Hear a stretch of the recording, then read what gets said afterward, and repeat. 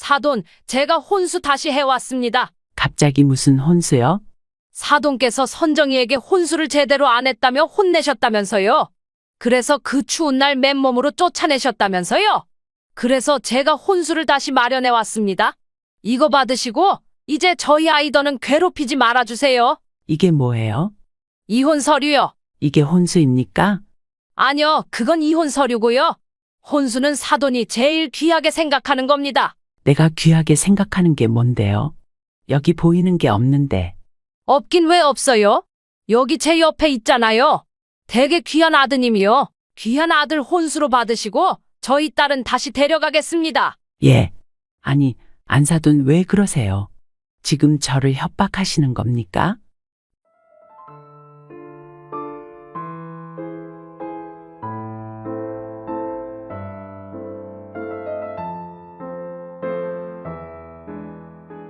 사연을 듣고 난 후 각자의 의견을 댓글로 남겨주시기 바랍니다. 사소한 댓글이라도 사연자분에게 큰 힘이 될 수 있습니다. 일부 사연은 각색될 수 있고 사연자분의 입장에서 구성될 수 있습니다. 전영실 여사는 얼마 전 결혼한 딸아이를 하나 두고 있었습니다. 그녀에게는 누구보다 귀한 아이였으며 부모에게 귀하지 않은 자식은 없겠지만 그녀의 딸은 그녀에게 유독 귀하고 아깝고 감사한 자식이었습니다. 그녀는 누구보다 간절히 아이를 원했습니다. 그녀와 남편은 집안의 축복을 기대했지만 몇 년이 지나도 임신 소식이 들리지 않아 점점 불안해졌습니다. 그녀는 임신을 위해 할 수 있는 모든 방법을 시도했습니다. 각종 한약을 복용하고 좋다는 민간요법도 마다하지 않았습니다. 몸을 따뜻하게 하고 체력을 길러보기도 하며 임신을 위해 최선을 다했습니다. 하지만 시간이 지날수록 그녀의 노력이 무색하게도 아이는 생기지 않았습니다. 이로 인해 시어머니에게 마음 아픈 구박을 받기도 했습니다.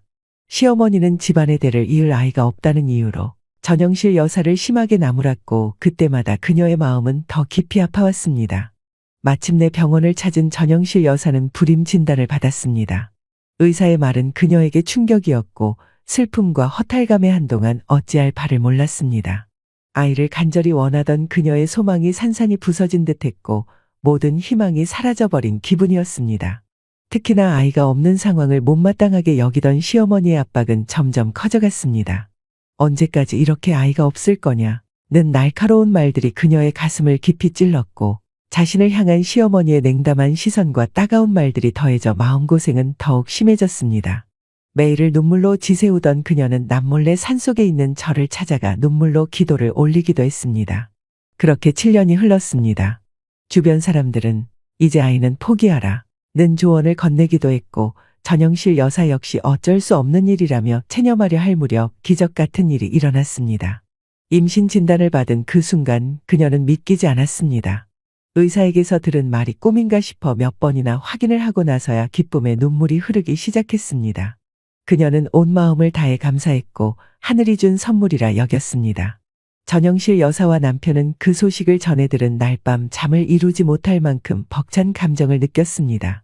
아이를 기다리던 오랜 세월이 있었기에 그 딸은 그 무엇과도 비교할 수 없는 소중한 존재가 되었습니다.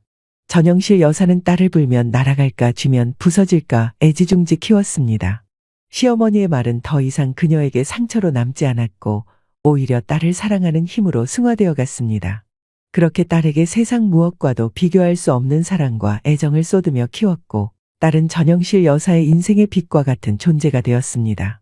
전영실 여사는 딸을 어렵게 얻었기에 딸이 태어난 순간부터 그 존재 자체만으로도 감사하고 행복했습니다. 딸이 자라면서 시어머니는 아들이 아니라는 이유로 종종 전영실 여사에게 핀잔을 주었지만 전영실 여사는 그마저도 무겁게 받아들이지 않았습니다.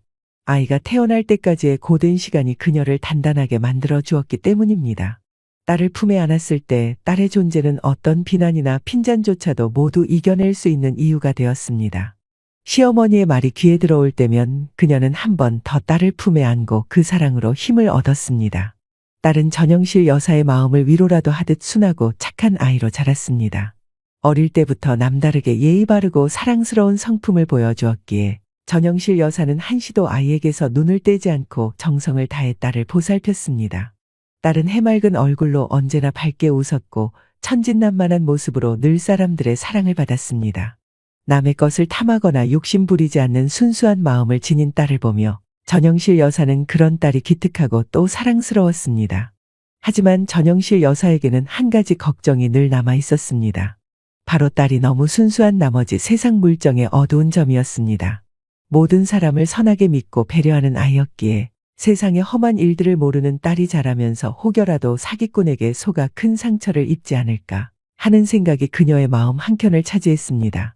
딸의 천진난만함이 남다르게 사랑스러우면서도 그 순수함이 세상의 험한 일에 상처받지 않기를 바라는 마음에 전영실 여사는 종종 딸에게 세상의 이치에 대해 이야기를 해주려 했습니다. 우리 딸, 모든 사람이 다 엄마처럼 착한 건 아니란다. 세상에는 때론 우리 마음을 몰라주는 사람도 있고 약한 사람을 이용하는 사람도 있단다. 내가 만나는 사람이 모두 내 마음같이 따뜻한 사람일 수 없다는 것을 기억해야 해. 딸은 그런 엄마의 말을 듣고도 어리둥절해하며 한편으로는 이해하지 못하는 표정을 짓기도 했습니다. 엄마, 나는 다들 좋은 사람일 거라고 생각해. 나쁜 사람이 있더라도 내가 먼저 친절하게 대해주면 그 사람들도 나를 좋아할 거야.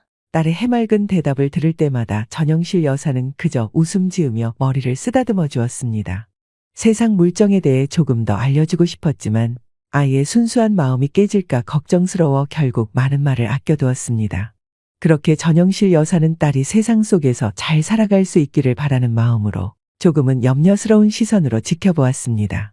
딸이 커가며 더 큰 세상을 알아가고 때로는 현실의 어려움도 직면하게 될 거란 걸 알면서도 그녀는 그 모든 순간 딸이 행복하기를 바랐습니다.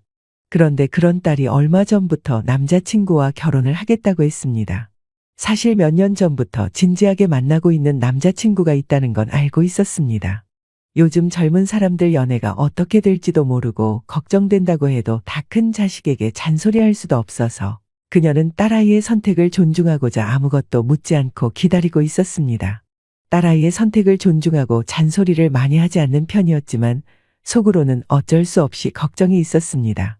그런데 그런 딸이 얼마 전부터 남자친구와 결혼을 하겠다고 했습니다. 사실 몇 년 전부터 진지하게 만나고 있는 남자친구가 있다는 건 알고 있었습니다. 요즘 젊은 사람들 연애가 어떻게 될지도 모르고 걱정된다고 해도 다 큰 자식에게 잔소리할 수도 없어서 그녀는 딸아이의 선택을 존중하고자 아무것도 묻지 않고 기다리고 있었습니다. 딸아이의 선택을 존중하고 잔소리를 많이 하지 않는 편이었지만 속으로는 어쩔 수 없이 걱정이 있었습니다. 엄마, 아빠, 나 오빠한테 프로포즈 받았어. 결혼하겠다고? 우리끼린 결혼 얘기도 많이 하고 충분히 대화 나눴거든. 2년쯤 만났으면 적게 만난 것도 아니고 나도 이제 30이고 오빠도 나이가 있으니까 더 늦기 전에 식을 올리면 좋을 것 같아서 그래. 니들도 이제 결혼할 나이지. 우리는 너의 선택을 존중하니까 재촉하거나 걱정하지 않을게. 너희가 그렇게 결정했다면 그런 거겠지. 그래서 남자친구는 허락받으러 언제 인사 오겠다고? 차일피일 미루면 부모님 걱정하실 것 같다고. 엄마 아빠 좋은 날에 최대한 빨리 오겠대. 그래, 쇳불도 당김에 빼라 그랬다고. 그 친구 아주 사내답고 결단력 있구나. 우리 걱정도 해주는 걸 보니 속도 깊은 것 같고 말이야. 우리는 아무 때나 괜찮으니까 적당한 시간에 부담 없이 오라고 그래라. 괜히 반대할까봐 긴장하거나 걱정하지 말고. 알겠지? 안 그래도 내가 우리 부모님이 어떤 분들이신지 말을 해주긴 했는데 자기는 그래도 긴장이 되나 봐. 벌써부터 좋은 인상 보여드려야 한다고 얼마나 노력을 하는지. 요즘엔 둔해 보이면 게을러 보이고 싫어하실까봐 아침마다 조깅하고 다이어트 하면서 살까지 빼고 있다니까. 어머, 뭘 그렇게까지. 우리가 뭘 어떻게 나무랄 것도 아닌데. 다시 한번 말하지만 우린 너의 의견이 제일 중요해. 물론 부모 입장에서 어쩔 수 없이 걱정은 들지만 그래도 내가 평생 함께 할 사람인데 내 의견이 제일 아니겠니? 그렇다고 설마 우리 딸이 엉망인 사람을 데려올 것 같지도 않고 말이야. 우리 딸이 얼마나 신중하고 속 깊은 아이인데. 나도 알아. 그래서 엄마가 여태 아무것도 안 묻고 묵묵히 지켜봐 준 거잖아. 근데 걱정하지 마. 두 분도 보시면 용주 오빠 정말 마음에 들어 하실 거야. 내가 평생 함께하고 싶을 만큼 좋은 사람이니까. 막상 딸아이가 결혼 얘기를 꺼내니 심장이 쿵하고 떨어지는 것처럼 걱정이 먼저 들었지만 평생을 함께하고 싶다며 밝게 웃는 딸아이의 얼굴을 보니 안심이 되는 듯 했습니다. 어련히 알아서 좋은 남자 잘 골랐겠지 싶어 딸의 선택을 끝까지 존중하고 믿어주려 했습니다. 그리고 얼마 뒤 만나게 된 예비 사위는 그녀의 기대만큼, 아니 기대 이상으로 괜찮은 사람이었습니다. 딸을 향한 그녀의 믿음이 잘못되지 않았던 것인지 딸아이가 자기와 똑 닮은 남자를 데려왔습니다. 선한 인상에 예의 바르고 깍듯한 예비 사위의 모습이 퍽 마음에 들었던 것입니다. 안녕하십니까? 처음 뵙겠습니다. 저 선정이랑 만나고 있는 강용주라고 합니다. 진작 어른들 찾아뵙고 인사를 드렸어야 하는데 그동안 걱정시켜 드려 송구합니다. 늦게 찾아뵈어 죄송합니다. 어머님, 아버님. 송구하다니 뭘 그렇게까지야. 젊은 사람들이 마음마저 교제하는데 부모들이 참견할 일도 아니고 뭐 이렇게 결혼하겠다고 허락받으러 온 거면 된 거지. 우리 그렇게 걱정 안 했으니까 긴장 풀어요. 아닙니다. 그래도 부모님 마음이라는 게 그렇지만은 않으니까요. 그리고 아버님, 말씀 낮추세요. 그래도 될까? 하긴 뭐 내가 말을 높이면 자네가 더 불편하겠구만. 그래, 아빠. 아빠가 너무 그러시면 오빠가 더 긴장하겠어요. 엄마도 오빠 편하게 대해줘. 어머, 뭐 그렇다고 손님을 너무 편하게만 대할하긴 좀 그렇지. 에이, 너무 그렇게 예의 차리는 것도 선 긋는 것 같아서 서운해. 언제는 예비 사위라 그러더니 아직 안 한 거야. 하긴 우리도 앞으로 가족들 사이인데 너무 딱딱한가? 이해해줘요? 애 아빠나 나나 예의를 차리려고 그런 거니까. 그럼 선정이 말대로 우리도 그냥 자식처럼 편하게 대할게요. 용주 씨, 아니 자네도 긴장 풀고 편히 있게. 여기까지 오느라 고생했을 텐데 우선 밥부터 먹어야지. 그녀는 사위를 처음 본 순간 그 사람임을 한눈에 알아볼 수 있었습니다. 그동안 혼자 한다라고 걱정했던 것이 무색할 만큼 그녀의 눈에 사위가 참 마음에 들었습니다. 집 현관을 들어오며 벗은 신발을 가지런히 정리하는 모습을 보면서 몸에 예의가 배어있는 사람이구나 싶었습니다. 거기다 자세도 바르고 곧으며 긴장에 떨리는 음성이었지만 자기 할 말은 조곤조곤 잘하는 모습을 보며 몸과 정신이 건강한 사람이라 느꼈습니다. 그런 모습들이 모두 그녀가 딸의 짝으로 바라고 그리던 모습이었기에 그 순간 그녀는 예비 사위를 아들처럼 생각하기로 마음먹었습니다. 그렇게 식사 자리가 이어지는 동안에도 사위는 시종일관 예의 바르게 행동했으며 그녀의 남편도 그런 사위가 마음에 들었는지 평소 잘하지 않던 술까지 권하며 기분이 좋아 보였습니다. 자네 술은 좀 하나? 저 잘하지는 못하지만 마실 줄은 압니다. 그럼 다행이구만. 나도 술을 즐기는 편은 아니지만 오늘 같은 날을 위해 준비한 게 있어서 말이야. 여보, 그거 어딨지? 내가 우리 선정이 20살 생일날 출장 갔다가 사온 와인 말이야. 아유, 그거 세상에 당신 그걸 기억하고 있었네요. 아유, 그럼 내가 그걸 어떻게 잊겠어? 우리 딸이 사위 데려오면 마시려고 산 술인데. 예전에 그녀의 남편이 프랑스로 출장을 가면서 와인을 몇 병 사왔었습니다. 그 와인이 딸이 태어나던 해에 담근 술이라 해서 마침 딸이 성년을 앞둔 터라 딸의 성년을 축하하며 한 병을 개봉했었고 나머지 한 병은 나중에 딸이 사위를 데려오면 다 같이 마시자며 보관해 두었던 것이었습니다. 평소 술을 잘하지 않는 부부라 그녀도 남편 부탁에 따라 창고에 잘 넣어두고 있었는데 남편이 그 와인을 따자고 했습니다. 그 모습을 보며 그녀는 남편이 벌써부터 그 친구를 사위로 생각하는구나, 남편도 자신처럼 사위가 쏙 마음에 들었구나 싶었습니다. 이런 귀한 걸 제가 마셔도 될까요? 아유, 그럼 당연하지. 자네 주려고 내가 10년 전에 사온 건데 자네가 안 마시면 누가 마시나? 아무래도 이 사람이 용주가 마음에 드는 모양이야. 처음부터 선정이가 예비 사위 데려오면 마시겠다고 그랬었거든. 그러고 나도 잊고 있었는데 어떻게 그걸 기억하고 있었대. 그럼 내가 그걸 어떻게 잊어? 우리 딸 시집 보내는 날이 언제려나 늘 걱정하고 있었는데. 근데 자네를 보니 이제 그 걱정도 덜어도 되겠어. 둘이 아주 잘 어울리니 걱정 없이 잘 살 거라 믿네. 그러니까 용주, 자네도 선정이, 너도 서로 도우면서 예쁘게 잘 살 거라. 남편의 그 말 한마디가 그들의 마음을 대변한 셈이었습니다. 원래도 딱히 반대할 생각은 없었지만 부부의 마음에 쏙 드는 사위를 데려온 딸이 얼마나 다행인지 모를 일이었습니다. 덕분에 사위와 딸아이의 얼굴도 밝아졌고 그 자리에서 상견례 얘기까지 나올 수 있었습니다. 아직 딸이 그 집에 인사를 다녀오지 않았기에 상견례는 그 다음이어야겠지만 마음이 들뜬 그녀는 하루빨리 예비 사돈을 뵙고 상견례를 치르고 싶었습니다. 뭐, 우리야 언제라도 좋지만 사돈 생각도 해야 하니 중간에서 아이들이 잘 조율해서 날짜를 잡아보라. 그렇게 말하며 그들의 미래를 기대하는 마음으로 상견례 준비를 당부했습니다. 그 다음 주 그녀의 딸이 예비 사돈댁에 인사를 다녀오게 되었습니다. 엄마, 나 어때? 얌전하고 괜찮아 보여? 응, 우리 딸 너무 예쁘네. 가서 예의 바르게 잘하고 와. 긴장 많이 되니? 그럼. 어머님 처음 뵙는 자리인데 당연히 긴장되지. 나 심장 터질 것 같아. 오빠는 이걸 어떻게 먼저 했나 모르겠네. 너무 걱정하지 마. 그때 용주 보니까 교육도 잘 받고 잘 자란 것 같던데 그런 집에서 설마 너를 싫어하시겠니? 엄마는 우리 딸 그렇게 안 키웠네. 엄마 말대로 어머님도 나 좋아해 주시면 좋겠다. 알았어. 나 잘하고 올 테니까 기도해줘. 엄마. 그래, 조심히 다녀와. 예비 시댁에 첫인사를 드리러 가던 날 그녀의 딸은 새벽부터 일어나 때 빼고 광내며 준비하느라 야단이었습니다.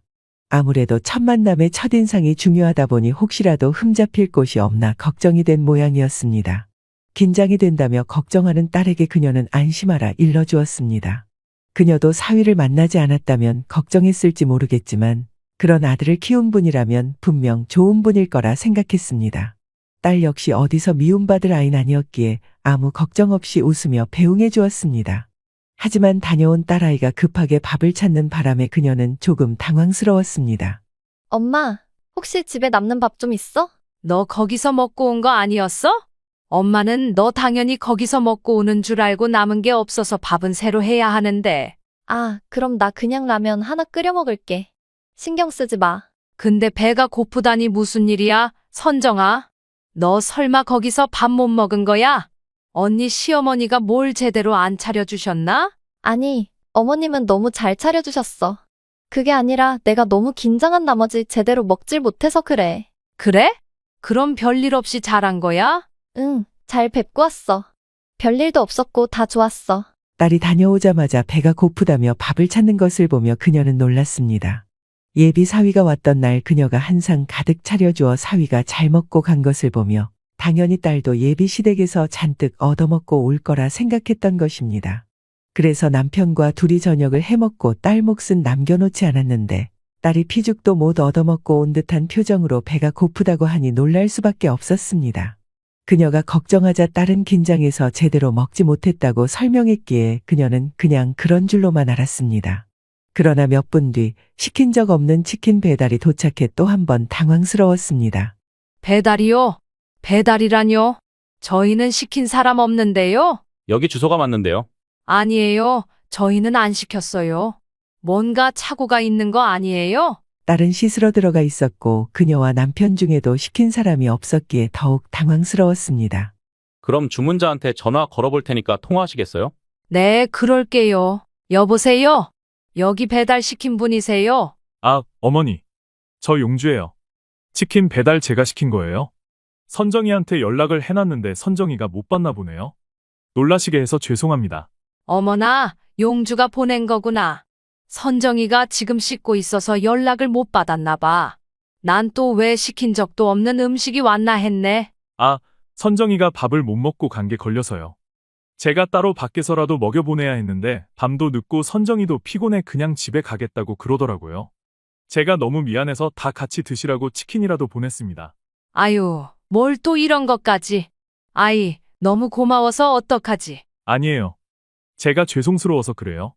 제가 미리 말씀을 드렸는데 저희 어머니가 깜빡하셨는지 선정이가 못 먹는 해산물들로만 잔뜩 차리셨거든요. 그래서 선정이가 입에도 못 댔어요. 사위의 얘기를 들은 그녀는 깜짝 놀랐습니다. 진수성찬을 차려주었지만 자기가 긴장해서 먹지 못했다는 딸의 말과 달리 사위가 전해준 내용은 전혀 달랐기 때문이었습니다. 사위는 사돈께 분명 선정이가 뭘 못 먹는지 미리 말씀드렸는데 하필이면 선정이가 먹지 못하는 해산물들로만 상을 차리셨다고 했습니다. 그녀의 딸이 입에도 못 대는 간장게장, 굴, 멍게 같은 해산물들이 차려졌다고 했습니다. 사위는 어머니가 완도 출신이셔서 자신이 생각하기에 좋은 음식을 대접하려 하신 것 같다고 설명했지만 그 음식들이 하필이면 그녀의 딸에게는 쥐약이나 다름없었습니다. 선정이 오기 전에 제가 어머니께 말씀드렸는데 어머니가 잊어버리신 건지 이해를 못하신 건지 딸 음식들로 상을 차리셨더라고요. 저도 퇴근하고 가는 바람에 그걸 몰랐고요. 어머니 말씀으로는 아예 못 먹는 줄은 모르고 자기 입맛에 맞는 걸로 차려주고 싶으셨다고 하는데 그래서 선정이가 한술도 못 떴어요. 선정인 괜찮다고 했지만 제가 너무 미안해서요. 선정이가 굶고 들어간 거 아시면 부모님도 속상하실 거고 저도 너무 죄송하네요. 아유, 아니야. 어머니가 설마 일부러 그러셨겠나? 아직 우리 식구들을 잘 모르셔서 그러셨겠지. 밥은 내가 챙겨 먹이면 되니까 너무 걱정 마. 사위가 미리 이야기를 했다는데도 왜 그런 상황이 벌어졌는지 이해가 가지 않았지만 그녀는 사위에게 괜찮다고 말해주었습니다. 그녀의 상식으로는 예비 며느리가 못 먹는 음식을 일부러 차렸으리라는 생각은 할 수 없었습니다. 준비한다고 점심도 제대로 못 먹고 나간 딸이 여태 굶었다는 사실은 속상했지만 그래도 사위가 미안해하며 딸을 위해 음식까지 보낸 것을 보니 세심한 남편감을 얻은 것 같아 다행이라 여겼습니다. 그렇게 그때까지는 사돈이 어떤 의도로 그러셨을지 심각하게 생각하지 못한 채 상견례 날이 다가왔습니다. 상견례는 주말 점심으로 잡혀 있었고 그녀의 가족들은 아침 일찍부터 분주했습니다. 옷을 다려 입고 씻고 준비하는 데만도 시간이 걸려 다들 정신없이 바빴습니다. 그래도 첫 만남에 늦을 수 없어 약속 시간보다 한참 일찍 출발했는데 그날따라 길이 막히지 않아 예정 시간보다 1시간이나 일찍 도착하게 되었습니다. 어쩔 수 없이 근처 카페에서 시간을 보내다가 약속 시간 10분 전에 식당으로 들어갔습니다. 일찍 도착했지만 시간을 맞춰 들어간 것은 식당 예약 문제도 있었고 너무 일찍 가 있으면 사돈이 부담을 느낄까 싶었기 때문이었습니다. 다행히 사돈은 아직 도착하지 않은 듯 식당 룸은 비어 있었고 그녀의 가족은 한 방향으로 쪼르륵 앉아 있었습니다. 우리가 먼저 도착해서 다행이야, 그치? 그러게? 아유, 오늘따라 길도 하나도 안 막히고 너무 다행이네. 첫 만남 자리가 제일 중요한 법인데 말이야. 용주는 어디쯤이라니? 우리 먼저 와 있다고 괜히 서두르지 말고 조심히 오라 그래. 안 그래도 방금 연락이 왔는데 좀 늦을 것 같다고 하네. 괜찮다고 했는데 아직 답이 없어. 운전 중이니 연락을 못 하나 보다. 늦어도 괜찮으니까 너도 운전에 방해되게 더 연락하지 마라. 사돈이 조금 늦겠다는 연락이 온 뒤 그녀의 가족은 늦어도 괜찮다는 말을 전했지만 그 후로도 사돈은 도착하지 않았고 시간이 한참 지났습니다. 시계를 보니 벌써 약속 시간에서 30분이 다 되어가고 있었습니다. 그 사이 식당 직원이 몇 번이나 예약 음식을 준비하냐며 확인을 해오고 그녀의 가족은 점점 지쳐가고 있었습니다. 그도 그럴 것이 이미 도착한 지 2시간이 다 되어가는 상황이었으니 기다림에 지치는 것은 당연했습니다. 마침내 종업원이 한 번 더 확인하러 왔을 때 예비 사돈과 사위가 도착했습니다. 그녀는 지친 기색을 숨기고 사돈에게 반갑게 인사를 건넸습니다. 오셨어요. 여기까지 오시느라 고생하셨습니다. 용주도 운전하느라 피곤했겠네. 식사 시간이 좀 지나서 허기지시지는 않으세요? 안 그래도 종업원이 확인을 하던데 바로 음식 내오라고 할까요? 예, 밥 먹으려고 만난 거니까 밥부터 먹어야죠. 안 그래도 먼 길 오느라 아주 혼났습니다. 아휴, 니들은 어쩌자고 이 먼 데다가 식당을 잡았니? 그냥 대충 근처에서 먹으면 될걸? 우리 동네에도 괜찮은 고깃집이 있다니까? 무슨 한정식이니 뭐니 이런데 음식은 조금 주고 비싸게만 받아먹는데? 이런 곳이 음식 맛도 그냥 그렇다니까? 사돈은 도착하자마자 제대로 된 인사도 없이 식당 흠부터 잡기 시작했습니다. 마침 옆에 서 있던 종업원이 주문을 받기 위해 대기하고 있었는데 그 앞에서 음식이 별로일 거라느니 비싸다느니 흉을 보시니 그녀는 마음이 무척 섭섭해졌습니다. 아이들이 고민하며 예약한 식당이라는 것을 알고 있던 그녀로서는 그런 말씀을 하시는 사돈에게 아쉬운 감정을 느낄 수밖에 없었습니다. 거기다 한참 기다렸는데도 죄송하다는 말도 없으셨고 첫 만남에 흔한 인사조차 없이 자리에 털썩 앉으시니 그녀는 어떻게 말을 이어가야 할지 당혹스러웠습니다. 그래도 아이들이 고민하다 고른 곳이니 예쁘게 봐주시죠. 저희도 이런 곳에 자주 오진 않지만 가끔씩 분위기 내는 것도 좋잖아요. 그래요, 엄마. 상견례를 어떻게 동네 고깃집에서 하겠어요. 선정인의 부모님도 계시는데 제발 분위기 좀 맞춰주세요. 아니, 얘는 내가 무슨 말을 했다고 그러니? 내가 그렇다고 너희들 탓을 한 것도 아니고 선정이 혼을 낸 것도 아니야. 그냥 결혼할 애들이 무슨 돈이 있다고 비싼 식당을 잡았나 걱정을 해준 거지. 자식 걱정하는 게 부모 마음인 걸 넌 모르니? 안 그럽니까? 사돈? 사돈도 그렇게 생각하시죠? 예, 그럼요. 애들 걱정돼서 그러셨군요. 그래도 이왕 왔으니 즐겁게 드시면 좋겠네요. 들어와서 보니까 여기가 유명한 사람들이 많이 찾는 곳이라더군요. 아이들이 오늘 저희를 귀빈처럼 대하려는 모양입니다. 근데 안사돈은 말을 참 번지르르하게 잘하시네요. 그런 말을 듣다 보니 귀가 간지러울 지경이네. 아휴, 나는 시장 바닥에서 굴러먹던 사람이라 그런 말 못합니다. 그냥 속에 있는 말 내뱉어야 속이 시원하지 거칠애 같은 건 못해요. 사돈의 반응에 그녀는 그저 억지로 웃어 보일 수밖에 없었습니다.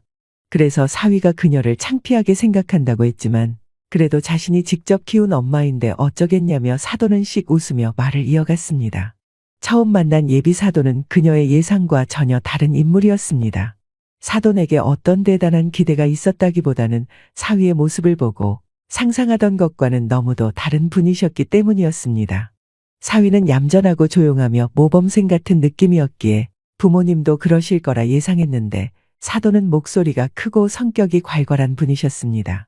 그렇게 처음부터 조금 예의가 없어 보인다는 느낌을 받을 정도로 거침없이 말했고 말과 행동 모두 드센 편이셨습니다. 그녀는 사돈께서 시장에서 오랫동안 일을 하셨다니 일찍 남편을 잃고 홀로 자식을 키우며 고생을 많이 해서 그리 되셨나 보다 생각했습니다. 제가 젊어서 고생을 너무 많이 했어요. 애가 7살 되던 해에 애 아빠가 죽어버렸거든요. 갑자기 내가 가장이 되려니 무슨 일을 할 수가 있겠어요? 그때는 정말 농약이라도 마시고 꽉 죽고 싶었죠. 그런데 애가 멀쩡히 살아있으니 자식을 두고 떠날 수가 없잖아요. 그래서 죽지 못해 산다 생각하며 정말 별별 고생 다 했어요. 나 혼자였으면 어떻게든 먹고 살 텐데 찜짝 같은 자식이 있으니 이걸 어떻게 그래서 애를 시댁에 맡기고 혼자 일 다녔어요. 전국으로 돌면서 시장에서 물건 떼다 팔고 한바집에서 일도 하면서 그렇게 고생하며 키웠다고요. 아유, 그러셨군요. 저희는 용주가 너무 바르고 착해서 고생 모르고 잘한 줄 알았는데 사돈께서 그만큼 고생하셨다니 정말 대단하시네요. 어려운 환경에서 자식을 바르게 키우는 게 얼마나 힘든 일인지 감히 상상할 수 없네요. 나야 뭐 애랑 같이 산 세월보다 떨어져 산 세월이 훨씬 길어요. 직접 해준 건 별로 없죠. 깔끔 떨고 체면 차리는 건 전부 할머니, 할아버지에게 배운 거예요. 시댁이 종갓집이라 예의범절을 엄청 따지셨거든요. 외할머니, 할아버지는 내가 마음에 안 드셨는지 남편 죽고 나서 애만 떼놓고 가라 하셨는데 뭐 과부더러 그런다니까 오히려 고맙지 뭐예요. 그 뒤로 애는 노친네들 돌아가실 때까지 그 집에서 컸으니까 거의 10년을 떨어져 살았죠. 고등학교 올라가면서는 기숙사 들어가 살았고 대학 생활한다고 나가 있으니 내가 쟤랑 같이 산 세월은 얼마 안 돼요. 좋은 집에서 좋은 교육을 받고 바르게 자란 줄로만 알았던 사위에게 이런 가정사가 있었다니 그녀는 조금 충격을 받았습니다. 아버지가 일찍 돌아가셔서 조부모님 손에서 자랐다는 이야기만 들었을 뿐 어머니와 그렇게 긴 시간을 떨어져 지낸 줄은 몰랐기 때문이었습니다. 그러면서 한편으로는 왜 모자간 성격이 그리 다른지 이해가 되기도 했습니다. 사위가 유년기를 조부모님 댁에서 보냈으니 성품이나 예의는 전부 돌아가신 조부모님께 배웠을 것이었습니다. 그래서 그런지 사위도 어머니를 다소 불편해하고 감당하기 어려워하는 듯 보였습니다. 그래도 아드님이 잘 커져서 좋으시겠어요. 저희는 용주를 보고 얼마나 감탄을 했는지요. 요즘 보기 드문 진중하고 착한 청년이다 싶더라고요. 아유, 그럼요. 우리 아들이 얼마나 대견한데요. 떨어져 사느라 자주 보지도 못했고 해준 것도 별로 없는데도 얼마나 잘 자랐는지. 저는 우리 아들만 봐도 배가 부릅니다. 어릴 적엔 애가 올 때마다 혼자 자라 있더라고요. 거저 키웠지 뭐예요. 어린애가 엄마 보여주겠다고 여기저기 대회 나가 상 타오고 공부도 참 잘했죠. 덕분에 좋은 대학 들어가서 지금 좋은 직장 다니잖아요. 이런 아들이 세상에 어디 있겠어요. 네, 정말 배가 부르시겠어요. 저는 아들 없이 딸만 있어서 그런지 이런 아들이 있으면 참 든든하실 것 같네요. 아니, 그걸 말이라고요. 자식은 뭐니 해도 아들이 최고죠. 딸들은 시집 가면 끝이잖아요. 그러고 보니 사돈은 딸 하나뿐이라 많이 아쉬우시겠네요. 그래도 좋은 남편감 만나 시집가니 좋게 생각하세요. 세아가, 넌 아주 복받은 줄 알아라. 우리 아들 같은 남편감이 어디 또 있겠니?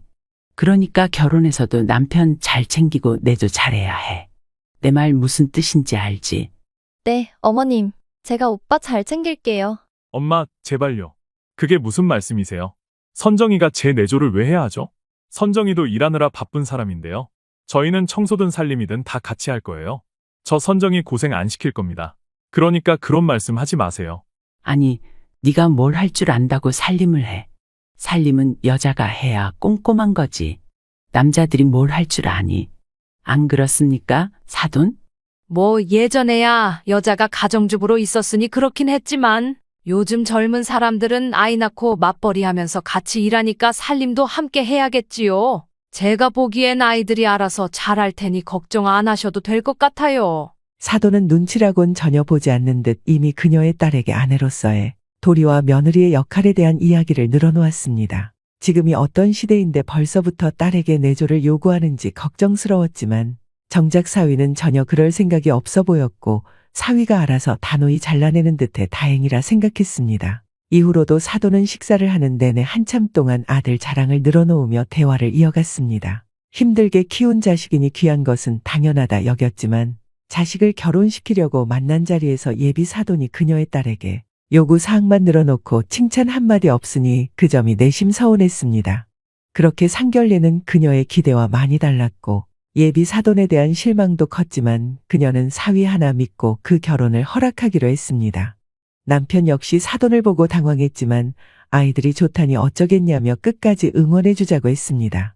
다행히 결혼 준비 과정에서는 큰 문제가 없었습니다. 아이들이 자기들 결혼이니 알아서 하겠다며 양가 부모님의 도움을 받지 않겠다고 했기 때문이었습니다. 하나뿐인 자식이라 뭐라도 해주고 싶은 마음이 있었지만 이제 가정을 꾸려 새 출발하는 아이들이 자기들 힘으로 해내는 것도 의미가 있겠다 싶어 그녀는 아이들의 의견을 존중해 주었습니다. 요즘 집값을 생각하면 불가능한 일이었지만 다행히 대기업 연구원으로 일하는 사위가 회사에서 제공하는 사택 아파트에 들어갈 수 있어서 집 걱정은 없었습니다. 그렇게 사위가 얻은 사택의 딸이 혼수를 채우며 아이들끼리 결혼 준비도 차질 없이 진행됐고 마침내 무사히 결혼식을 올리며 신혼살림을 차린 아이들은 자기들끼리 잘 사는 듯 보였습니다. 둘 다 직장인이다 보니 평일에는 일하고 주말엔 쉬느라 친정에 오라고 하기도 미안했던 그녀는 둥지를 떠난 딸에게 부담 주기 싫어 일부러 연락도 뜸하게 했습니다. 간간히 걸려오는 딸과 사위의 전화에 안부를 주고받으며 그녀는 딸이 행복하게 잘 지내고 있는 줄만 알았습니다. 그런데 결혼 후 딸이 점점 살이 빠지고 야위어 가는 것 같아 걱정이 되었습니다. 어머, 선정아, 너 왜 이렇게 살이 빠졌어?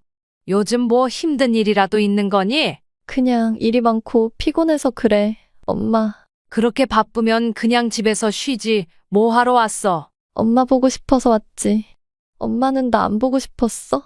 시간 내서 자주 왔어야 하는데.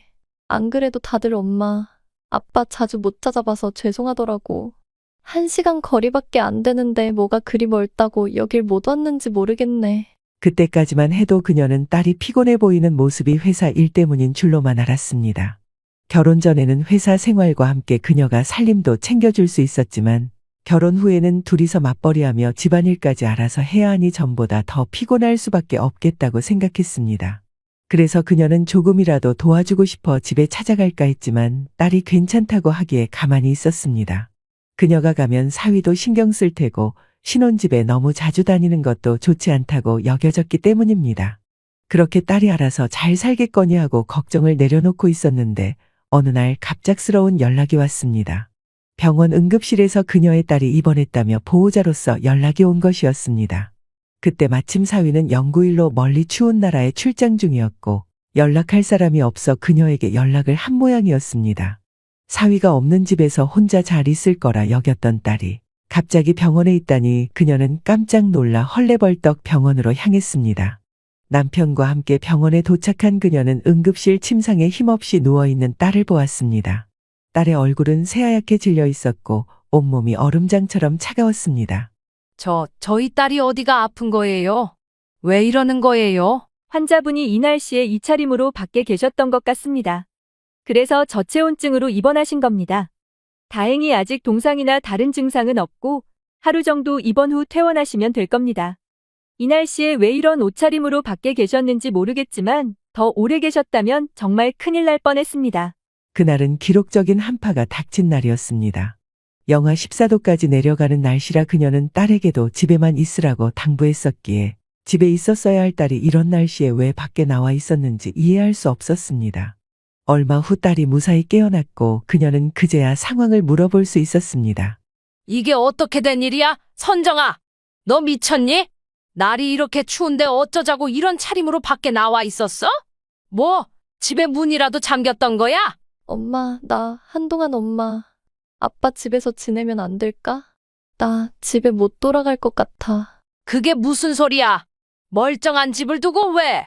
너 정말 무슨 일 있는 거니? 그게 어머님이 지금 집에 와 계셔서 근데 어머님이 내가 싫으신가 봐. 자기 아들은 추운 나라에서 고생하는데 나는 따뜻한 집에서 팔자 좋게 지낸다면서 나를 내쫓으셨어. 그게 무슨 말이야? 사돈이 널 내쫓았다고? 대체 왜? 오빠는 추운 나라로 출장 가 있는데 나는 따뜻한 집에서 혼자 있다고. 자기 아들이 마련한 집인데 나는 혼수도 제대로 안 해왔으니 이 집에 있을 자격이 없다고 그러면서 나를 혼내시다가 갑자기 잡아 끌어서 현관 밖으로 내보내셨어. 혼수 안 해왔다고 널 쫓아냈다고? 아니, 그 집이 강서방이 산 집도 아니고 회사에서 제공한 사택인데 그게 무슨 말이야? 몰라. 나 너무 춥고 무서웠어. 엄마. 그제서야 그녀는 딸이 결혼 후 점점 살이 빠지던 이유를 알게 되었습니다. 결혼 이후 지금까지 사돈이 그녀의 딸을 괴롭혀 왔던 것이었습니다. 사돈과 사위는 오랜 세월 떨어져 산 만큼 사이가 가깝지 않았는데 사돈은 무슨 일만 있으면 딸에게 전화해 아들 잘 챙기라며 살림 잘하라는 잔소리를 끊임없이 했다 했습니다. 그렇게 딸은 그 스트레스로 살이 빠져갔던 것이었습니다. 사위가 중간에서 조율하며 앞에서는 괜찮은 척해왔지만 뒤로는 딸을 괴롭힌 것이 그 정도였다 했습니다. 그런데 그녀의 딸은 어머니와 사이가 멀어질까봐 사위에게는 이를 비밀로 하고 참아왔던 것이었습니다. 그냥 전화로 그러시는 거고 가끔 만날 때마다 참으면 되니까 괜찮다고 생각했어. 그런데 그런 일이 자꾸 있다 보니 나도 스트레스를 받더라고. 위험까지 생기고 힘들었거든. 그래도 남편이 있을 때는 남편이 대신 화내주고 어머님도 조심하시니까 내가 참으면 될 거라 생각했어. 그런데 설마 남편이 없는 와중에 오셔서 이러실 줄은 몰랐어. 갑자기 쫓아내셔서 핸드폰도 옷도 못 챙겼어. 아무것도 없는 슬리퍼 차림으로 밖에 서 있는데도 문을 안 열어주시더라고. 돈 구하고 싶어도 늦은 밤이라 지나가는 사람도 없고 어디 갈 수도 없어서 현관 밖에 있다가 잠깐 졸았는데 눈 떠보니 병원이었어. 딸의 이야기를 들으며 그녀는 기가 막혀 말을 잃었습니다. 그동안 그녀는 사위를 아들처럼 생각하고 정성으로 챙겨주기만 했는데 사돈이 그동안 딸을 괴롭히고 그런 취급을 해왔다니 미칠 노릇이었습니다. 대체 무엇이 부족해 딸을 그리 대했는지 사돈은 이유도 말하지 않고 그저 딸이 싫다고 했습니다. 말을 안 하면 답답하다 하고 싫은 티를 내면 싸가지가 없다 하니 딸은 그저 견디고 참을 수밖에 없었던 것입니다. 미련하게 참고 있던 딸이 야속하기도 했지만 일이 이 지경이 될 때까지 몰랐던 사위에게도 화가 났습니다. 사돈이 언제 또 찾아올지 몰라더는 딸을 그 집에 둘 수 없었던 그녀와 남편은 그 길로 신혼집에 들러 딸의 물건을 챙겨 나왔고 사위가 출장해서 돌아올 때까지 딸을 집에서 보살폈습니다. 다행히 딸은 하루 만에 퇴원해 집에서 간병을 받으며 안정할 수 있었습니다. 며칠 후 출장에서 돌아온 사위에게 그녀는 그동안의 자초지종을 모두 털어놓았습니다. 사위는 전혀 몰랐던 듯 깜짝 놀라며 딸의 저체온증을 걱정했습니다. 그의 마음이 진심이라는 것은 알았지만 그녀는 괜히 사위가 미웠습니다. 죄송합니다, 장모님. 제가 더 신경 쓰고 잘했어야 했는데 다 제 탓입니다. 정말 면목 없습니다. 그래, 나도 이번 일은 자네한테 탓을 좀 해야겠네. 용주, 자네 어머니와 서먹한 거 내 딸이 참아왔던 모양인데 그걸 좀 신경 쓸 수는 없었니? 자네 어머니가 못된 시어머니 노릇하려는 걸 정말 몰랐단 말인가?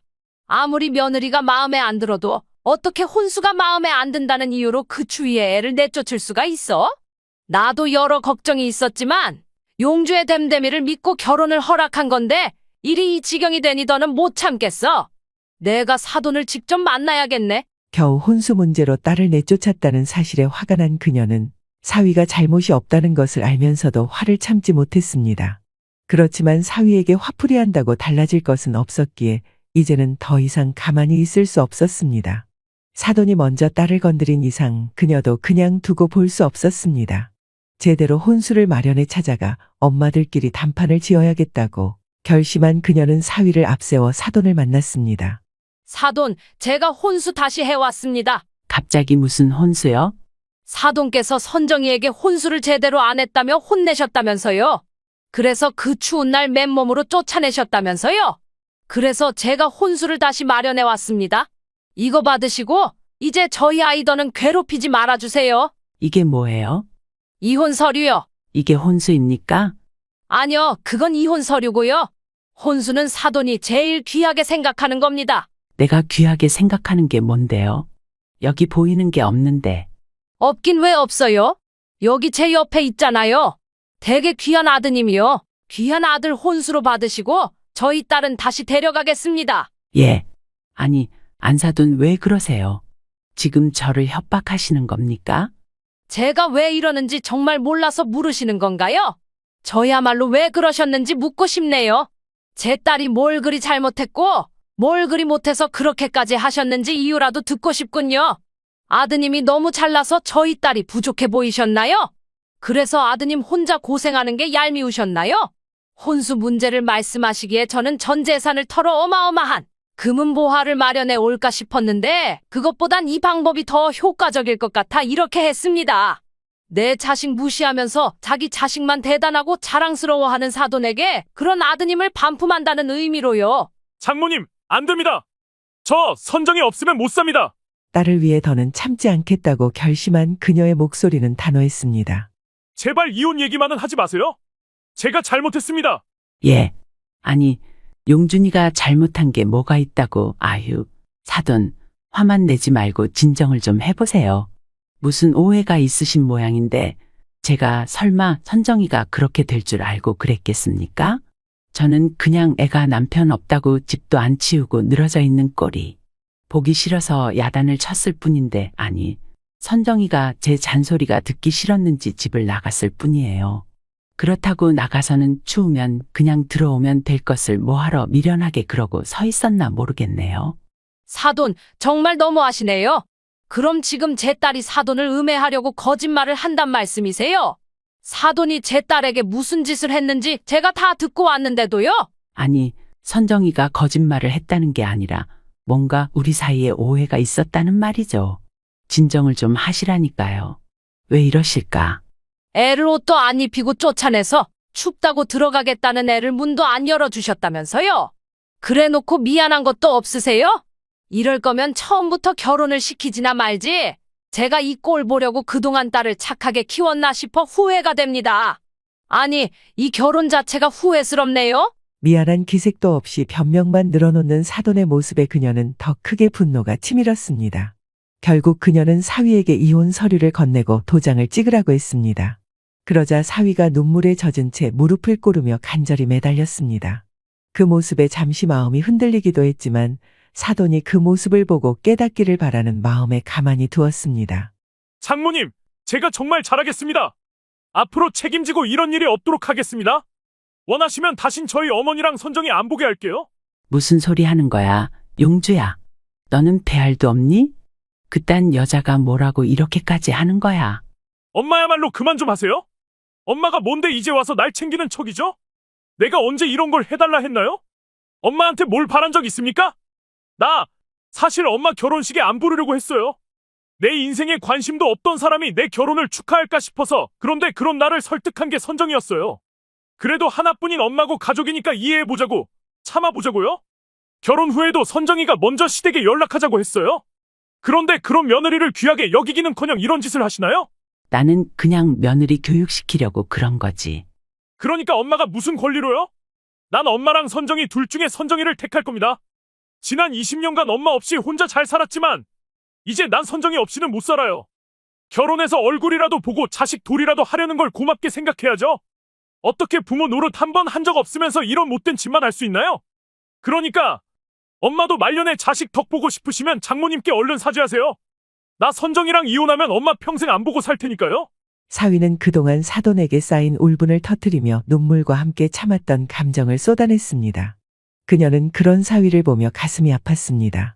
그러자 사돈은 마침내 느끼는 게 생긴 건지 아니면 자식과 연을 끊을까봐 두려운 탓인지 기겁하며 그녀 앞에 무릎을 꿇고 손을 싹싹 빌며 사과했습니다. 아이고, 안사돈, 제가 잘못했습니다. 제가 죽을 죄를 지었습니다. 같은 자식 가진 부모로서 며느리를 예뻐했어야 했는데 제가 주제도 모르고 남의 자식을 험하게 대했네요. 정말 잘못했습니다. 다신 안 그럴 테니 한 번만 용서해 주세요. 그 말을 제가 어떻게 믿겠습니까? 결혼한 지 얼마나 됐다고 벌써 이러시는데 앞으로 수십 년 결혼 생활 동안 이런 일이 또 없을 거라 장담할 수 있으세요? 일하는 아이에게 매번 전화해 타박하고 괴롭혔다면서요? 저도 아이들이 힘들까봐 문자 한 번도 신중히 보내는데 어떻게 사돈만 그렇게 막무가내로 행동하세요? 아무튼 저는 사돈 말을 믿을 수 없으니 그런 공수표 던지지 마세요. 아닙니다. 아닙니다. 정말 다신 이런 일 없겠습니다. 아니, 아예 선정이한테 전화도 하지 않을게요. 정말이에요. 엄마, 그럼 지금 각서 쓰세요. 앞으로 선정이 따로 만나지도 않고 연락하지도 않고 잔소리도 하지 않기로요. 그리고 나 없는 자리에서 선정이를 만나는 일은 앞으로 없을 것이고 허락 없이 집에 찾아오는 일도 하지 마세요. 만약 이 중 하나라도 어기시면 저희는 다시는 엄마를 만나지 않을 겁니다. 뭐? 그럼 나더러 자식을 보지 말고 살라는 거야? 내가 찾아가면 되잖아. 아니면 진짜 날 영영 안 보려는 거니? 아니야, 아니야. 그래, 각서 쓰마. 안사돈, 제가 여기 각서 쓰겠습니다. 제가 정말 뉘우치고 반성할 테니 한 번만 기회를 주세요. 그날 사위는 끝내 사돈으로부터 각서를 받아내며 사태를 마무리했습니다. 다행히 그 후로 사돈은 약속을 지키며 딸에게 따로 연락하거나 찾아오는 일이 없었고 사위 앞에서도 말을 조심하는 모양새였습니다. 그럼에도 그녀는 사돈이 딸에게 했던 모든 일들을 용서할 수 없었습니다. 그러나 차라리 일찍 알아차려 다행이라며 애들이 앞으로 더 긴 세월을 행복하게 살 수 있길 바라며 그녀는 이제 마음속 응어리를 내려놓기로 했습니다. 여기까지가 전영실 여사님의 사연이었습니다. 쌓이다 대처에 속이 후련해집니다. 사연을 듣고 댓글을 남겨주시기 바랍니다. 사소한 의견일지라도 사연자분에게는 큰 힘이 됩니다. 노골적인 악성 댓글은 사연자분에게 상처가 될 수 있으니 삼가주시기 바랍니다.